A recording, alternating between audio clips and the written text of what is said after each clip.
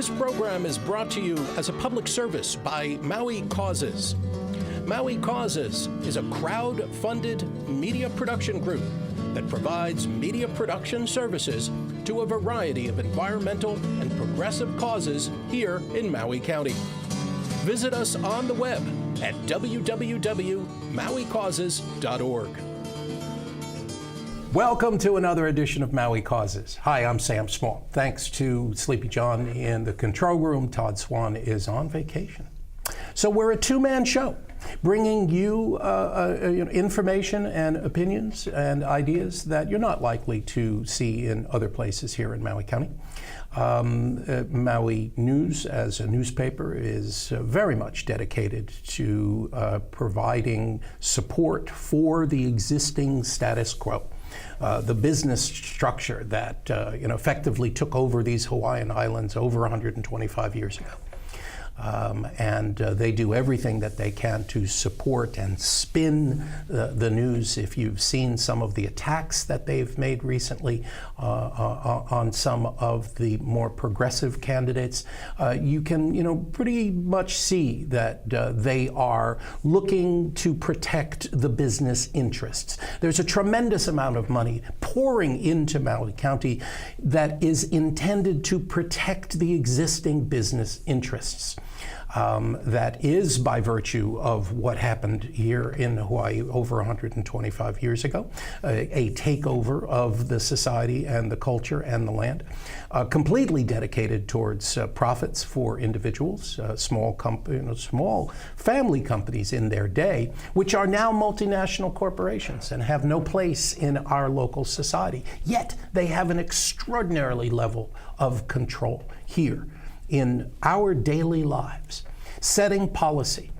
And our system of government is structured to facilitate protecting all of that.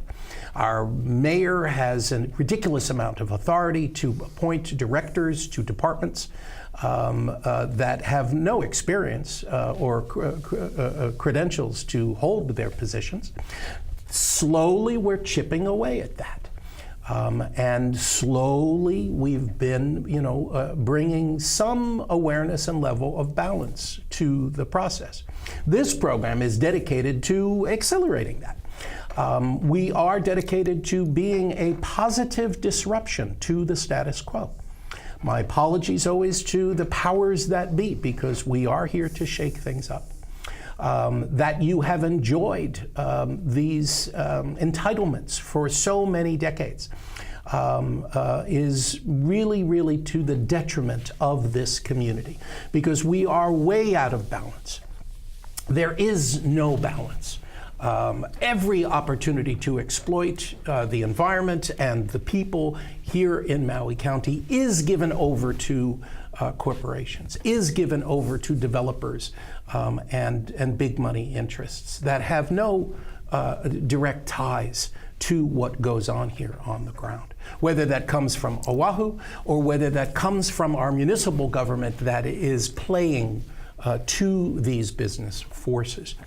At what point, will Maui become just like Oahu? At what point will we no longer be able to be the sweet community, the healthy community that Maui has been?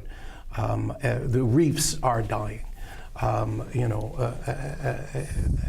long can an exploitative system that pumps human waste into the ground, that seeps out into the ocean, how long can that kind of thing be allowed to go on and this island not consume itself?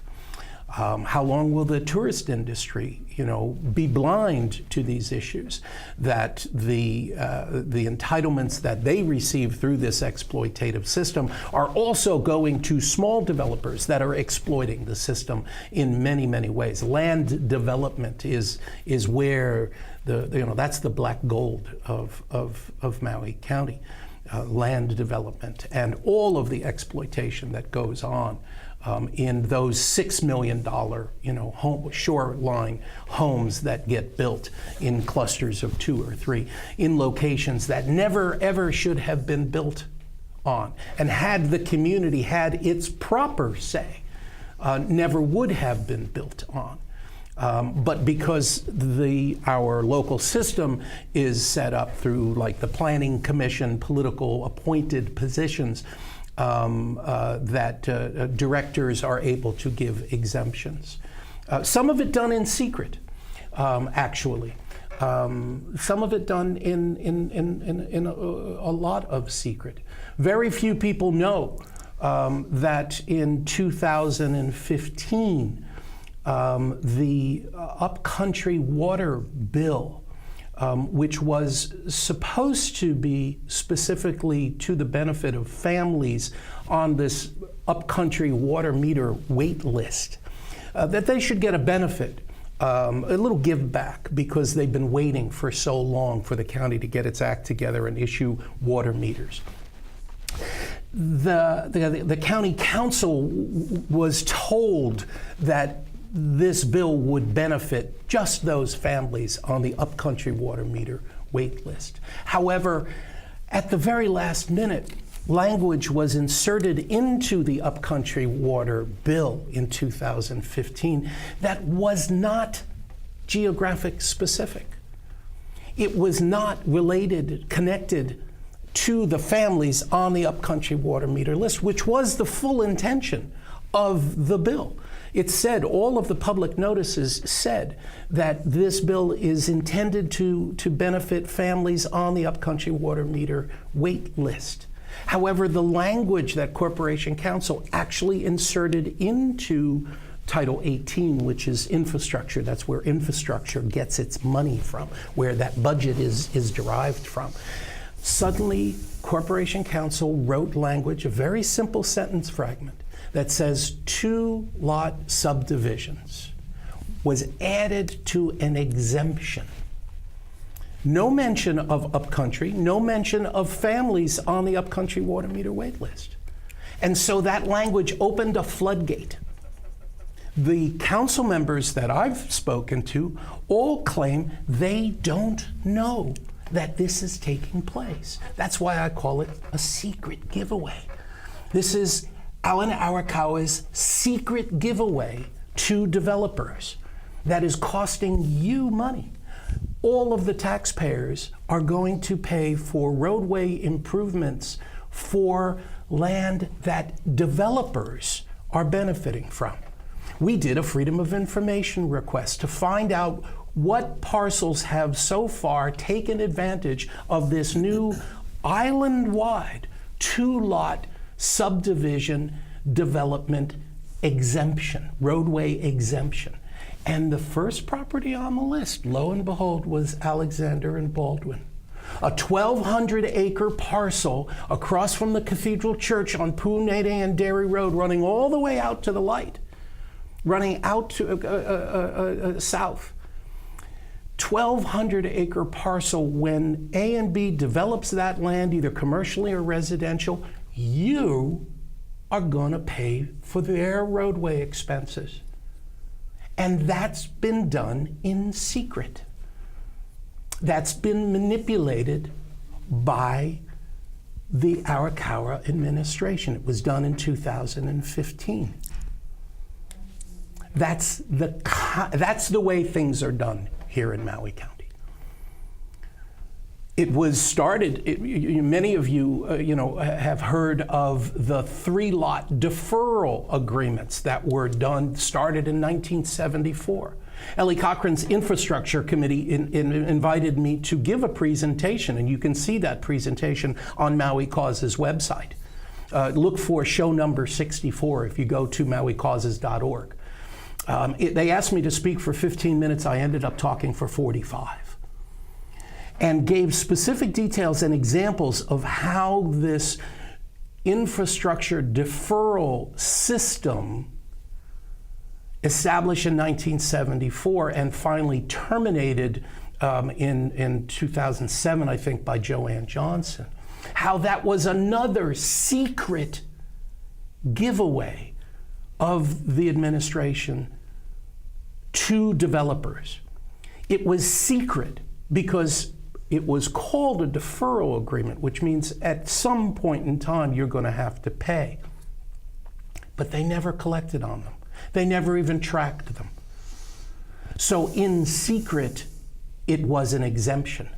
And that was taken away because it was wrong. It was the wrong thing to do. And it was taken away. But somehow the Arakawa administration found a way to bring it back. And they created, as I say, in the Upcountry Water Meter Bill in 2015, they created a roadway exemption for 2-lot subdivisions that is currently being applied island-wide to commercial developments. That's money out of your pockets. That's the way things are done here in Maui County. And we have an opportunity to change it, only if you participate in the vote. It is essential that you register and vote. If you want to see Maui built out 100% and looking like Oahu, then don't vote, because that's where they're headed. But if you want to help preserve the essence of Maui County and preserve the beauty and luxury of this paradise that we are so blessed to live in, if you want to preserve that, then you need to vote. And please vote for these progressive younger candidates that have an understanding that the way things are done here on Maui is killing Maui. We need to do better. We can do better. It takes your participation. So, we bring to this program as a positive disruption voices in the community that are in support of some of the change that we're talking about. And so with me here today is one of the candidates running for County Council, Hannibal Starbuck. Hannibal, thank you so much for joining us. I paint a picture of some of the things that are that I see as being a problem here in Maui County, as a catalyst for discussion of what other changes could take place here. And as a potential council member, anything that I've said so far have an impact or cause you concern? Oh, most definitely, and thank you for having me. Yeah, we shouldn't be rewarding these big developers with the taxpayer money at all, because not much of the development really changes the quality of life for the average people on Maui. And that's what we need. And, right. It takes away. If it's taking your tax money, it takes away. So those are exactly the types of things that we do need to change. We get, nobody should be getting a free pass unless there's a legitimate reason. Right. If it's a family subdividing, which may have been the intention of some bill somewhere to help that family retain their land and stay on Maui, it's been changed and used inappropriately. Right. That's what was the origination of the deferral agreements in 1974. That's what they said about them back then, and they were immediately turned into something else. They were immediately abused. And the same thing with the Upcountry Water Bill in 2015. Everyone was told that it was one thing, but it turned out to be another. Yes. And that's the way things are done in Maui County. Yes, well, let's hope that things can change so that government can be held accountable with actions that are transparent, that all lead to the increase of quality of life for Maui County citizens, the working class people. Yeah. And that will happen if we have a majority of council members that have that kind of progressive view. That's the kind of council that you're interested in participating in, is that right? Most definitely. Yeah.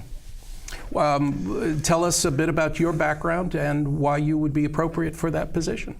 Okay, so I'm a lifelong resident of Maui. Mm-hmm. Right now I live in Pukalani, so I'm running for the Upcountry District of the Maui County Council, the Pukalani Kula Ulupalakua District. I'm a science teacher at Baldwin High School. Oh, at Baldwin High. Yeah, been there 12 years. Mm-hmm. I teach physics, physical science, earth science, things like that. I have a degree in physics and a degree in geoscience. So I strongly believe that my science background will help me, because a lot of the things that are dealt with include the environment, or infrastructure. Absolutely. All types of infrastructure. Well, land development is, like I said, that's the black gold of Maui County, and land development directly affects the environment. I agree, yeah. And so I'm married and I have a daughter and stepchildren and even grandchildren.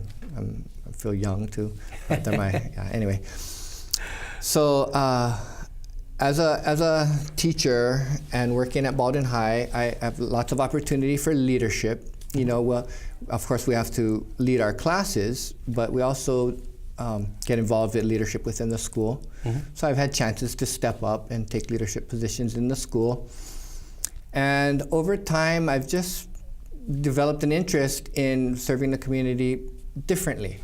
I do love my job, and I'm going back to work next week. Mm-hmm. But it's a short summer break. It is, but it's good. Yeah, it was a good break, and it's necessary. I don't like to do too much on my summer break. I like to recharge. So, and this summer break, you've been preparing for this campaign. I know you've been researching and sticking your nose into a lot of the issues that are of concern to the community. Yes, it's been a great opportunity for me to do that, because we're pretty busy during the school year. So lots of opportunity for leadership and getting to know the community, the parents, the kids, other teachers, and all that. And as well as just living here, going to school here, and living in various communities on all parts of the island, or many parts of the island. I feel I know Maui well, and I come from a working class family, which to me means if you stop working, you're in trouble. Sure. You've got nothing to fall back on. It's a very small margin that people live on. Check to check, or if you're lucky, you can do something. Not many families can nowadays. No, it's getting worse and worse. Most of the jobs that are available are part-time jobs, and they don't really provide the financial means to have a successful life. Yes. The social safety net is no longer a part of our employment. And the corporations have worked that to their advantage. That's part of why, that trickle-down notion where corporations have so much control over our daily lives. That's why that is such a strong impact on this Maui community. Definitely. But we love Maui. Yeah. And we want to stay. We all want to stay. We want our kids to stay. The reefs, the health of the reefs and the natural resources here are worth protecting. That's why we go to the mat. That's why we bother to do this, because otherwise, the shoreline will be destroyed. We will be like Oahu. It'll turn traffic jams everywhere. The entire development process here in Maui County is just wildly out of balance, where the environmental needs and the needs of local families are not being met. Yes. So, as you've been researching, what issues and are you concerned about? What should we be talking about in this election season? Okay, so I'm representing Upcountry, so let's start with some topics that are important to what I believe are important to Upcountry, Maui. One of them, we were talking a little bit about the Upcountry water meter list. Yeah. The infamous list that started in 1997, and it filled up quickly. And currently there are over 1,700 people on the list, and if they deal with 60 per year, roughly, they're looking at this time it would take 20 years to get through the whole list. Right. And as they're moving through it, some people got on the list 17, 18 years ago. In 2000, 2001 are the people at the top of the. I'm on that list. You're on the list. I was number 68 on the original list, and I am now number 8, and in fact have been offered my water meter.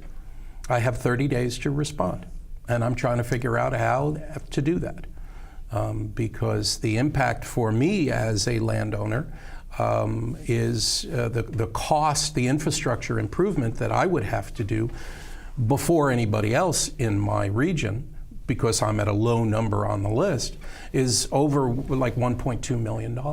And that's crazy. It's way, who could I don't know anybody that could afford to do that just to be able to get an additional water meter. Even if I were able to subdivide by virtue of that water meter, it's still the increased value of my land is nowhere near $1.2 million.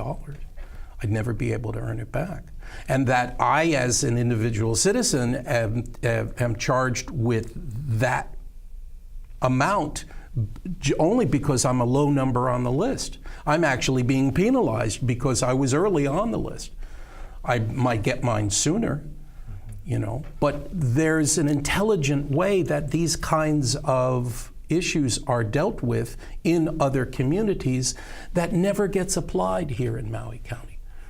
An assessment district, an improvement district, so that the entire region that only has a 2-inch a black pipe providing our water service, that entire region could be updated today. Everyone in the entire region would benefit from it.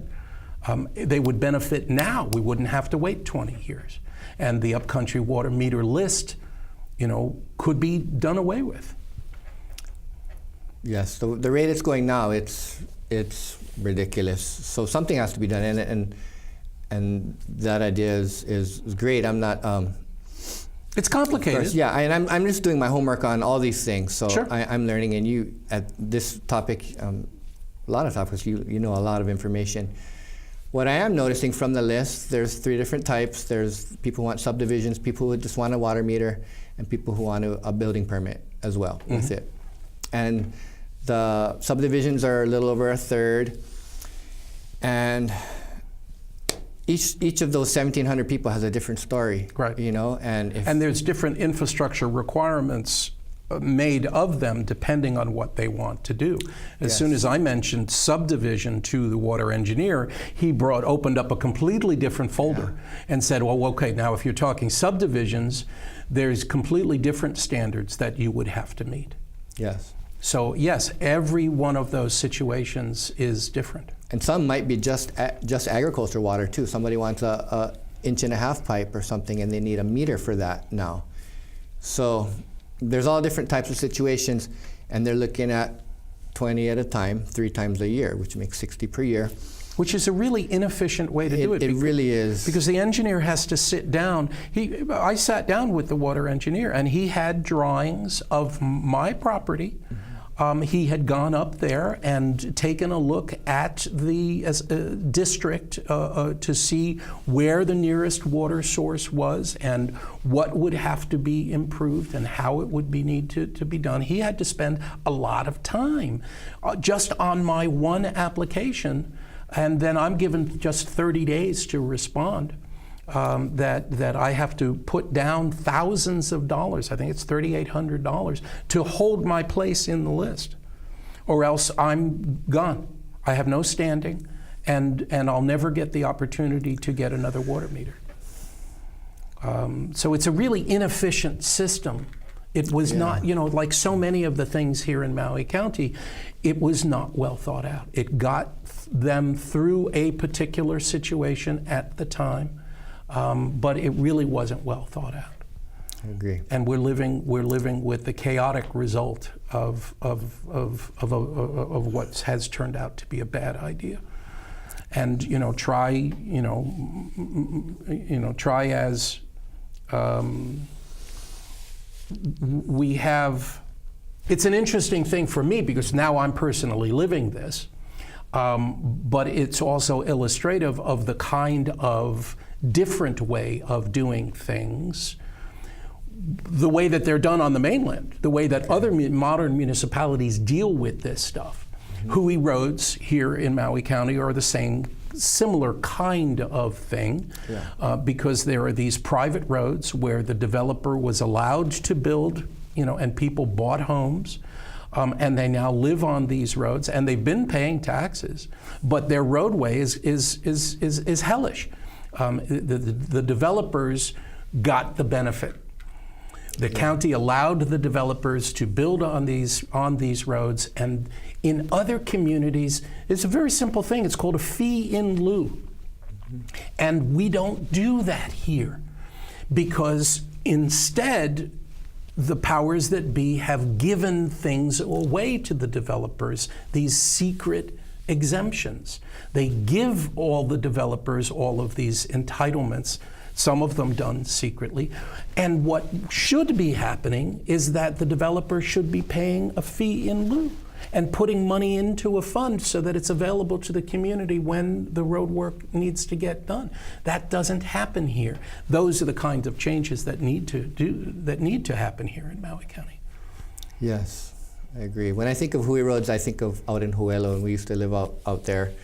And sometimes it just takes one person to get it going, and then everybody chips in. But you end up doing it on your own. Just like the people with the water meter list, they'll find a way if they want something, whether it be catchment, if they're in a place with a lot of rainfall or something.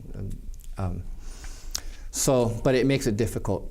And how can you bank on plans for 20 years from now? What do I want to do 20 years from now? I don't know. You know, that's what you can expect, though, if you're banking on the meter. Yeah, it shouldn't be so difficult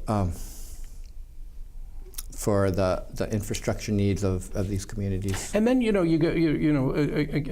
get into this outrageous situation where the upcountry water meter list was used as a vehicle, for creating a secret giveaway. That they took this difficult issue and had public hearings and did a bait and switch.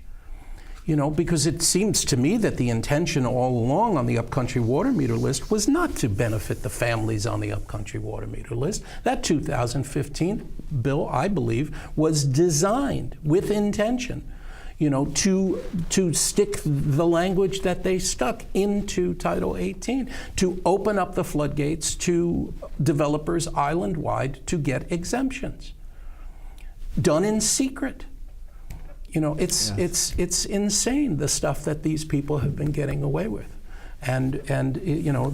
We are so desperately need candidates who are willing to evolve the system so that it works differently, that we can bring balance back to the county. But it's tough. There's a lot of forces at play. Yes. And they fund a lot of political campaigns. They do. As well. I'm not getting funded by anything like that. There's a person behind every donation that I've received. Right. Even if they have a small country farm or something like that. So, totally grassroots campaign. And the person who is sitting in that council seat today has a very different story, because their funding, comes from A and B. I always refer to her as the representative of A and B, because the decision-making process seems to be one that always favors those business interests. And anytime I get into discussion, with her about issues that confront that system, she doesn't know anything about it. Oh, I don't know anything about that. What do they do for the community? What does A&B do for the community? Anymore, nothing. Anymore? Nothing. They just suck resources out. They're protecting their water. Yeah. They're no longer an agricultural entity, so the land is not about agriculture. The water that they're trying to hold on to is no longer about symbolic. agriculture. They want to diversify, right? And it's they're symbolic or it's temporary. They're a real estate investment trust. Real estate investment trusts, by law, are not allowed to engage in agriculture. So how can they be talking about diversified agriculture when their company is a real estate investment trust? It just is. It's a lie.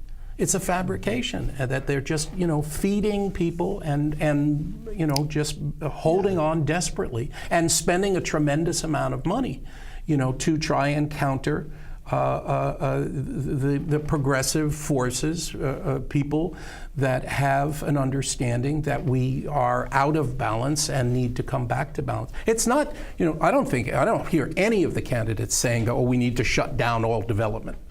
Oh, no. Because that's unrealistic. Yeah.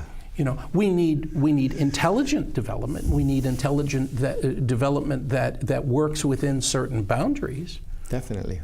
And they need to be carefully constructed. Things have changed. You don't want to develop so close to the shoreline. Not even Mauka of important places like Olowalo and Launiopoko.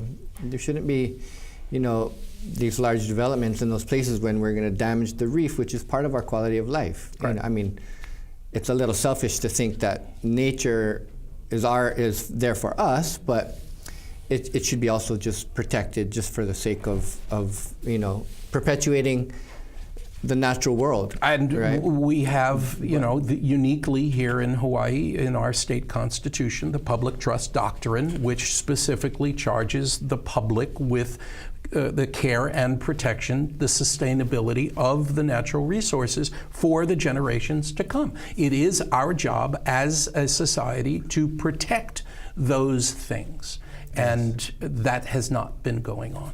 The natural resources of Hawaii it's just been an open playing field for developers to come and exploit. And that by virtue of the takeover over 125 years ago. We're living in an oppressed society. People coming from the mainland and moving here need to realize that they are moving into an oppressed society, and that they are part of the oppressed. If they don't participate, they're just perpetuating that oppression, and they will suffer the consequences of it.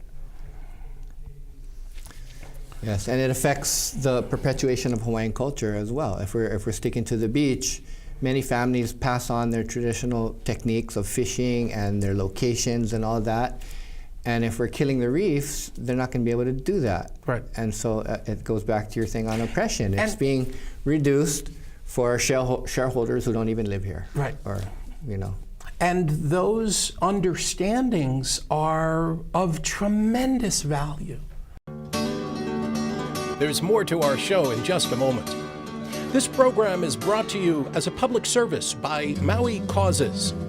Maui Causes is a crowd-funded media production group that provides media production services to a variety of environmental and progressive causes here in Maui County. Visit us on the web at www.mauicauses.org. If the Hawaiian cultural practices were brought back into consideration in terms of infrastructure improvements and development, it would bring back the balance. It would be the braking mechanism. Legitimately, it is the legitimate braking mechanism for overdevelopment, the Hawaiian cultural practices, because it's based on knowledge, direct knowledge and experience through the moku system of resource management. It's an ancient Hawaiian practice of resource management. How do we, what do we know about the land, and how do we use the land appropriately so that the system can be balanced and sustainable? And the Hawaiians knew how to do that. They know they've got keys and aspects of that still exist today, that we as a society can benefit from if we bring it into play. And we have to pull the control back from the exploitation, complete, total exploitation of these business interests, to bring it back into balance. Yeah, and we do want to use the resources, and that's part of conservation versus preservation, which is just keeping humans away totally. Right. The traditional use of the term. So we do want to use them, but you need to use it properly, So agriculture is a big part of that. Water and agriculture. There are programs. There could be more to support local agriculture. We only have a 3-day food supply. I mean, that's what it comes down to, food security, that if something bad were to happen on the mainland, or the barges somehow stop coming here, all of a sudden we're all going to be hunting deer up country, because there's no other protein source. Yeah, I mean, there's fish and things like that. But you're right. That would be a situation. But we're not there yet. We need to look at what we got going here. I mean, we want to increase and be sustainable, increase our food production on Maui. That definitely. So we need to make it easy for farmers. Mm-hmm. It's difficult to be a farmer. It's a hard life. It is. And I want to support and facilitate all types of farming, even non-food farming, because if somebody wants to make that their living and grow, ornamental plants, they have the right to do that, as long as within, the legal boundaries of what they're doing. So well, and now hemp is on the list. There are permits that have been issued, and hemp is actually in the ground. Hemp is has been planted on Maui and is growing. I'm told the plants are about this tall now. Interesting. Under specific permits in coordination with the University of Hawaii. Very tightly controlled as to the seed source. They're only allowing seeds from China to come in here. And nobody yet knows how successful those particular seeds are going to be. So that's an ongoing issue to broaden and open that level of control. It shouldn't just be seeds from China that are coming here. Yeah. There's lots of varieties. That's been talked about, and that's interesting. I'm not sure if hemp alone is the answer, or if hemp is the answer at all. One answer. Yeah. One part of the puzzle. I'm not sure how the people growing their medical marijuana feel about that, with the pollens cross-pollinating and all that. It is controllable, and there is in fact an organization here on Maui that is leading the charge to do the research. The Maui Hemp Institute for Research and Development. Steve Rose is the executive director of that, and has been a guest on our show. And the community is welcome to go to MauiCauses.org and look up the show with Steve Rose as a guest. I know these conversations have been had in places. I just wasn't sure if there was general consensus in the community, if everybody's for him. I think the general consensus has to be arrived at. We have to understand, do the research, and understand, what the issues are and how to control them. The only way to know is, it was actually to start getting hemp in the ground, because otherwise it's all theory. So with hemp in the ground and hemp growing, then with an understanding to the concerns that you're talking about, like pollen drift. How do we manage that stuff? And there are ways to do it. So we have the Upcountry Ag Park, the Kula Ag Park, and that's pretty full, and people are successfully farming there. And there's been talk of a second parcel, but I don't think it was purchased in either, not all of it was purchased, or maybe none of it was purchased from the last legislative session. But we need things like that, because that's a fair deal, $100 per acre per year. So in their 10-acre lots, $1,000 for land, and then you got to pay for your water and machinery and all that. So that's if you have a good farming plan, you should be able to do something with something like that. If you don't have your own property. So areas like that. There's also land that the county owns in Haiku, in Kuyaha area, and Jaws area. I think the Kuyaha area is more ready for farming, and one of these, or more than one, should be used exclusively for organic, not taken away from conventional, right? And maybe not having it too close either, because if you're doing organic downhill of conventional, you could get some, during a flood, you get some chemicals on your property. That would come, absolutely. And farming's tough, and I mean, I've never been a professional farmer of any sort, but I've had land and grown food trees, and had, my family had gardens, and so I understand that the whole process is difficult, and it needs to be alleviated in some ways. So the county does provide grants for the farm apprentice, the FAM program, Farmer Apprentice Mentorship, and things like that. So I fully support all of those things. That's through the Farmers Union United. Through the Farmers Union, yeah. And they also have initiatives to create co-op environments, because farming, a farmer can go ahead and grow a cash crop, but then something has to be done with it. Yeah. So that requires infrastructure, and it doesn't necessarily be the burden on each individual farmer to be able to process the produce that they create.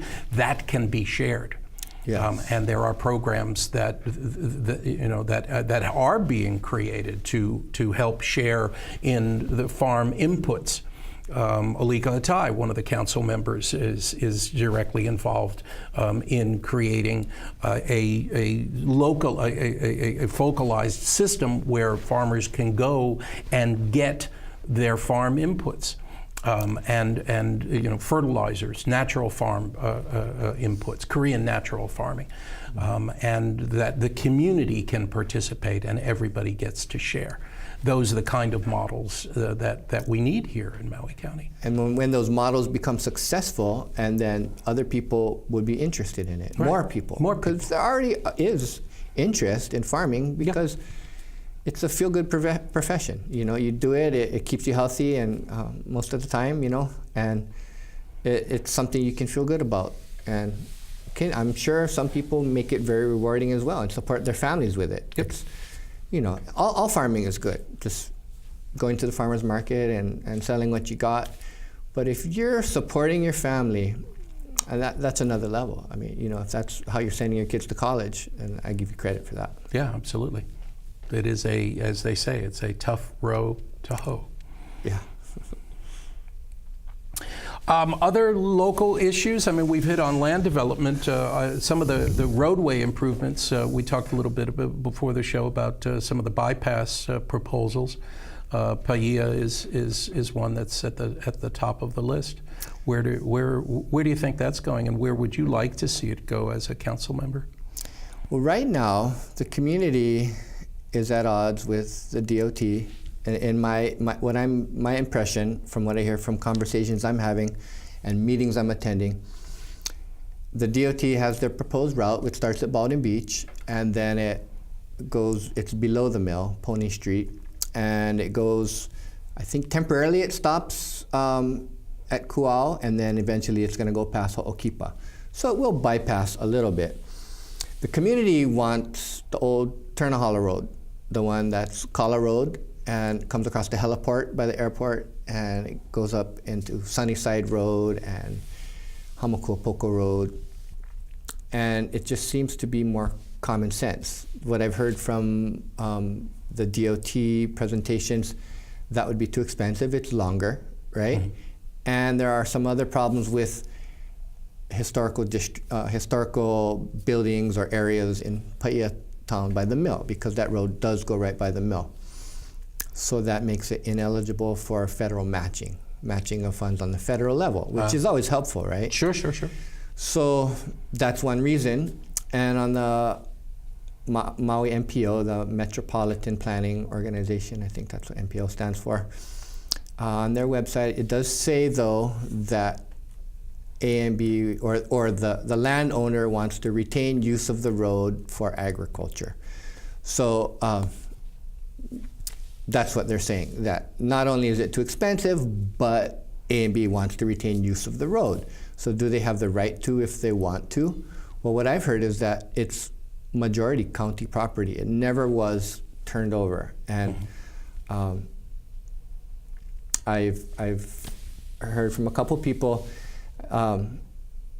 it's maybe 90% of that road all the way to like Malika Gulch is county property. I think there was a proposal to trade it for something back in the 60s, and it never got signed, never became resolution.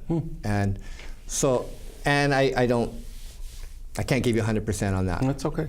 But if it's county property, even if it's unofficially abandoned county property, then why can't we have it back? Yeah, sure. If we want it. So then we would need more money, and that's where possibly looking at the GET increase of 0.5% over a temporary period of time.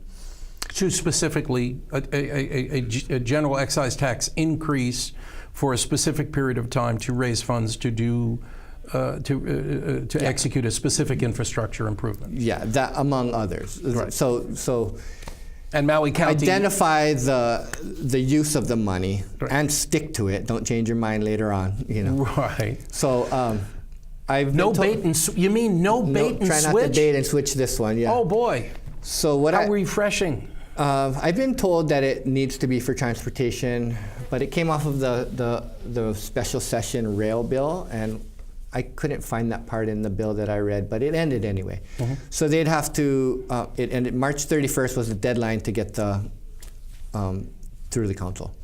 Kauai and Big Island did theirs. Big Island was only 0.25%, mm-hmm, but it still was an increase. So that would help fund that, and if the funding's there, then would the Department of Transportation then be okay with it, or would there be other reasons? I don't know. But that's what the community wants, and that's been voiced in a variety of different community meetings. Yes. If there was other use of money from that, I would like to see the county purchase more public lands too, you know, because there's a whole mountain of land up there that we're worrying about. We're not sure what's happening. There's talk of diversified agriculture, but we're not really sure if that's, where that's going. Again, A&B is now a real estate investment trust. They want the water, which doesn't belong to. How can the water belong to a company? The water belongs to the people, and that is not right. The ditch, the system, I can understand how that could belong to somebody, and that ownership could now turn over to the county. Not free. It would have to be sold or traded or something.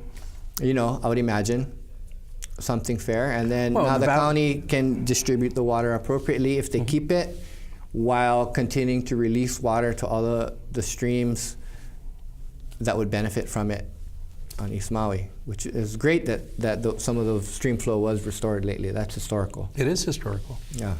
And that's part of I think that's part of what's inspiring, is that we have, as a community, we've begun to force change, on some of these things, and the powers that be have been resisting this tooth and nail, spending tremendous sums of money because they see it as a slippery slope. Any opportunity, any crack in their armor is going to lead to the next thing that they're going to have to give back to the community, because they took everything away.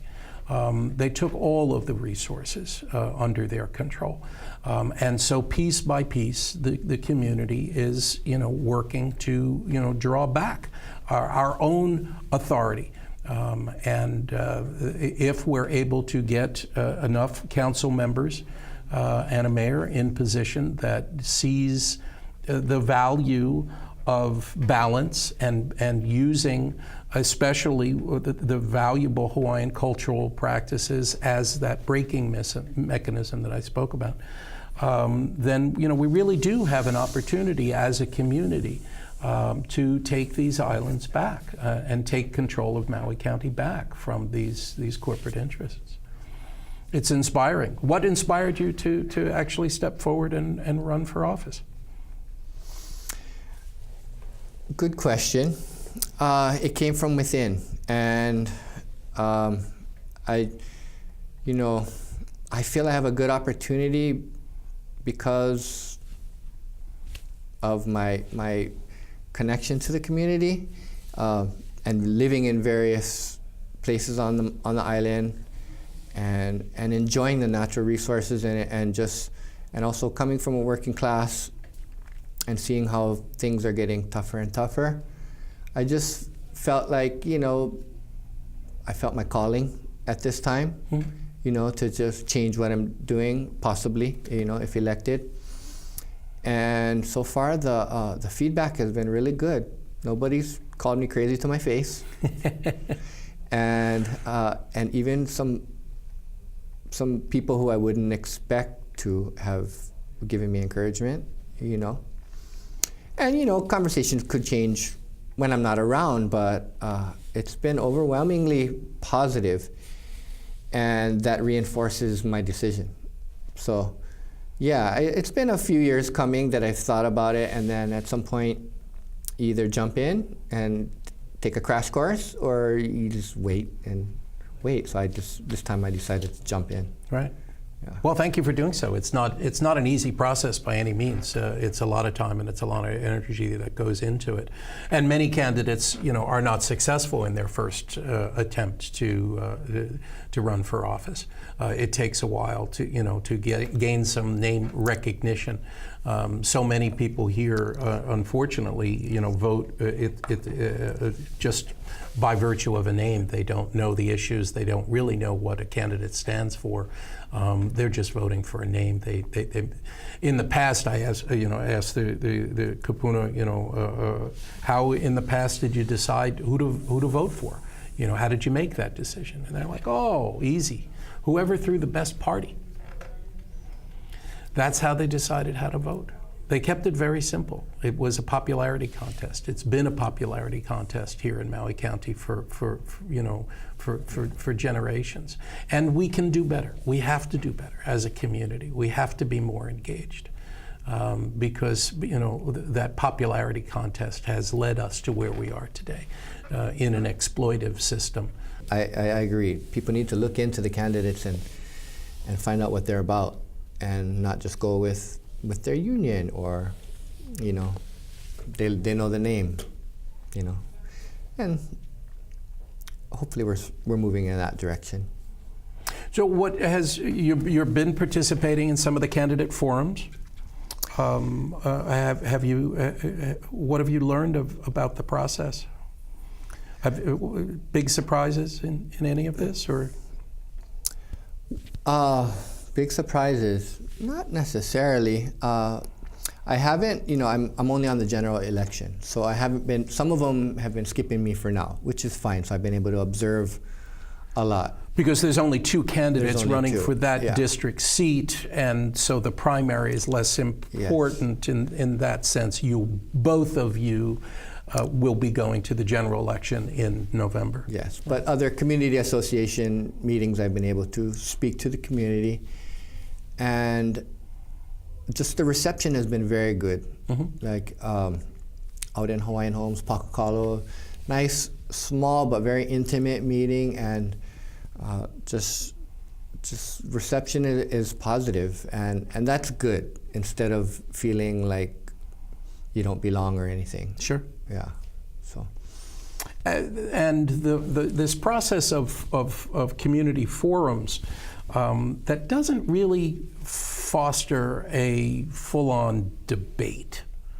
How would you feel about an actual debate?